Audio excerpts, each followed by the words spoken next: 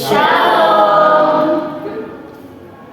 Teman-teman semua, kami dari kelompok 1. Di sini kami akan menyampaikan materi kami tentang strategi berkomunikasi dengan anak tunalaras.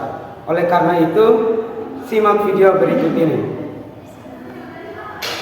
Sebelum kita mengerti tentang pengertian anak tunalaras, terlebih dahulu kita akan memahami pengertian strategi berkomunikasi. Nah, strategi berkomunikasi merujuk pada cara-cara atau metode yang digunakan seseorang untuk berinteraksi dan berkomunikasi dengan orang lain secara efektif. Baik, di sini kita sudah mendengarkan pengertian dari strategi berkomunikasi dan saya akan menjelaskan pengertian dari anak tunalaras. Jadi, anak tunalaras itu adalah anak yang mengalami gangguan atau hambatan emosi dan berganti tingkah laku sehingga kurang dapat menyesuaikan diri dengan baik terhadap lingkungan keluarga, sekolah, dan masyarakat. Oke, baik, ada 6 karakteristik anak tunalaras. Yang pertama, bersifat membangkang. Yang kedua, mudah emosi. Yang ketiga, sering berperilaku agresif. Yang keempat, merusak. Yang kelima, mengganggu. Yang keenam, melanggar norma yang berlaku. Ada 5 strategi dalam berkomunikasi dengan anak tunalaras. Yang pertama, menggunakan bahasa tubuh yang jelas dan ekspresif. Dengan menggunakan bahasa tubuh dapat membantu menyampaikan emosi dan maksud kita. Misalnya, kontak mata yang baik dan memberikan senyuman dapat menciptakan ruangan yang hangat. Strategi yang kedua, memberikan waktu yang cukup bagi anak untuk merespon atau bereaksi terhadap informasi yang diberikan.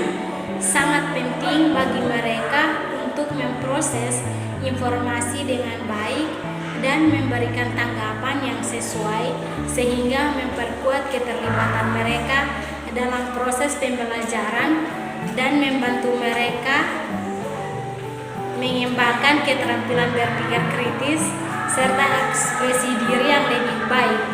Contohnya, dalam kelas, guru dapat memberikan pertanyaan kepada siswa dan memberikan waktu yang cukup bagi mereka untuk memikirkan jawaban sebelum guru meminta. Baik, strategi yang ketiga yaitu menggunakan metode komunikasi alternatif seperti gambar, kartu, atau bahasa isyarat. Itu jika diperlukan. Nah, dalam menggunakan metode komunikasi alternatif seperti gambar, kartu, atau bahasa isyarat dapat menjadi strategi yang lebih efektif dan dalam mengatasi anak tunalaras. Nah, strategi ini memfasilitasi komunikasi anak tunalaras. Anak tunalaras seringkali mengalami kesulitan dalam mengekspresikan diri secara verbal atau mengerti instruksi atau arahan yang disampaikan secara lisan. Dengan menggunakan metode komunikasi alternatif seperti gambar atau kartu dengan simbol-simbol yang lebih mudah dimengerti, anak dapat lebih mudah menyampaikan kebutuhan, perasaan, dan keinginan mereka. Ya, mungkin itu strategi yang ketiga.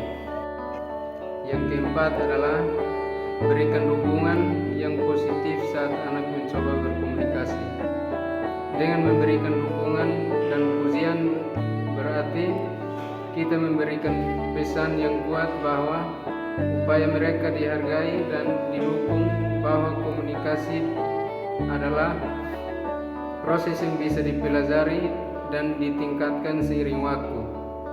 Hal ini mampu memperkuat perkembangan bahasa dan komunikasi serta meningkatkan kepercayaan diri mereka dalam berinteraksi dengan orang lain. Baik, bagian kelima dari strategi berkomunikasi dengan anak tunalaras yaitu tentang tetap sabar dan bersikap empati dalam setiap interaksi.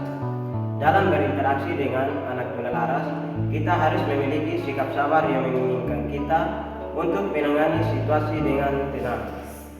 Dan bersifat empati berarti mengakui dan menghargai perasaan mereka. Hal ini menunjukkan bahwa kita peduli terhadap mereka. Kesimpulan dari materi kami tentang strategi berkomunikasi dengan